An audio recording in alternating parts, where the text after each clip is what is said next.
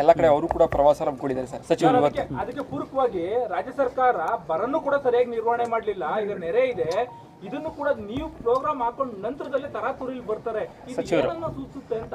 ಇಲ್ಲ, ನಾನು ಬರ್ತಕ್ಕಂಥ ಒಂದು ವಿಷಯ ಗೊತ್ತಾದ ತಕ್ಷಣ ನನಗಿಂತ ಮುಂಚೆನೇ ಬಂದಿರತಕ್ಕಂಥದ್ದಕ್ಕೆ ಅಭಿನಂದಿಸ್ತೀನಿ ಅವರಿಗೆ. ಅಟ್ಲೀಸ್ಟ್ ಈಗಲಾದರೂ ಬಂದು ರೈತರ ಕಷ್ಟ ಕೇಳಿದ್ದಾರೆ. ಆದರೆ ನನಗೀಗ ಯಾರೋ ಇಲ್ಲಿ ಹೇಳ್ತಾ ಇದ್ರು ರೈತರು, ಅವರು ಬಂದು ರೈತರಿಗೆ ಸಾಂತ್ವನ ಹೇಳಬೇಕು.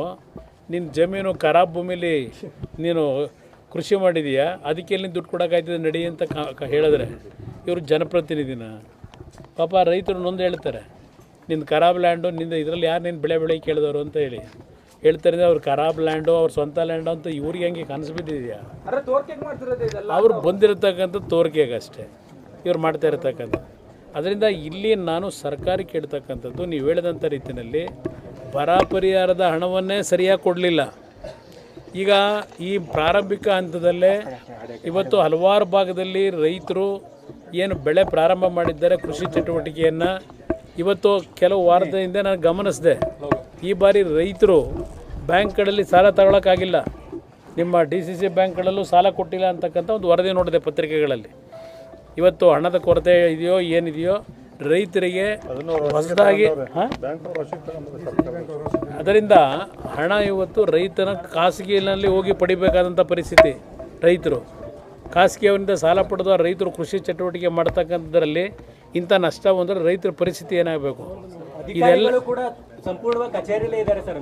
ಕೋಡ್ ಆಫ್ ಕಂಡಕ್ಟ್ ಮತ್ತೊಂದು ಅಂತ ಹೇಳ್ಕೊಂಡೆ ಕಾಲಹರಣ ಆಗ್ತಾ ಇರೋ ಪ್ರಯತ್ನ. ಈಗ ಕೋಡ್ ಆಫ್ ಕಂಡಕ್ಟು ಇರತಕ್ಕಂಥದ್ದು ಬೇರೆ, ಅಧಿಕಾರಿಗಳಿಗೆ ಕೆಲಸ ಮಾಡಬೇಡಿ ಅಂತ ಹೇಳಿಲ್ಲ.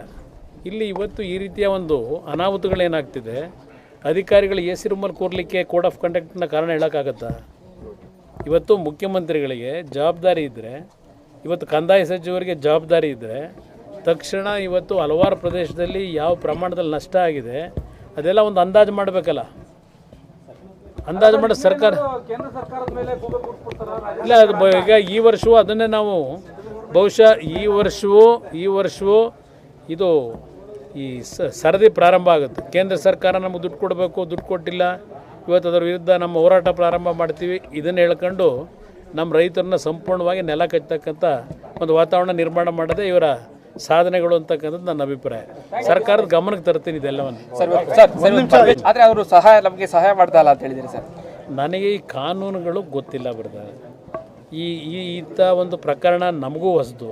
ಈ ರೀತಿ ಇವತ್ತು ರಾಜ್ಯದಲ್ಲಿ ನಡೀತಾ ಇರತಕ್ಕಂಥದ್ದು, ಡಿಪ್ಲೊಮ್ಯಾಟಿಕ್ ಪಾಸನ್ನು ವಜಾ ಮಾಡ್ತಕ್ಕಂಥದ್ದಕ್ಕೆ, ರದ್ದು ಮಾಡ್ತಕ್ಕಂಥದ್ದಕ್ಕೆ ಕಾನೂನು ವ್ಯಾಪ್ತಿ ಒಳಗೆ ಏನಿದೆ, ನಮ್ಮ ಅಧಿಕಾರಿಗಳು, ನಮ್ಮ ಕಾನೂನು ತಜ್ಞರೇನಿದ್ದಾರೆ ಅವ್ರನ್ನ ಕರೆಸಿ ಚರ್ಚೆ ಮಾಡಿ ಇರ್ತಕ್ಕಂಥ ಲೂಪ್ ಹೋಲ್ಸ್ ಏನಾದರೂ ಇದ್ದರೆ ಕೇಂದ್ರ ಸರ್ಕಾರದ ಮುಂದೆ ಯಾರಾದರೂ ನಮ್ಮ ಅಧಿಕಾರಿಗಳನ್ನೇ ಕಳಿಸಿ, ಮ್ಯಾನ್ಯುವಲಿ ಕಳಿಸಿ, ಯಾವುದು ಲೆಟ್ರ್ ಬರೆದ್ರಾಗುತ್ತಾ?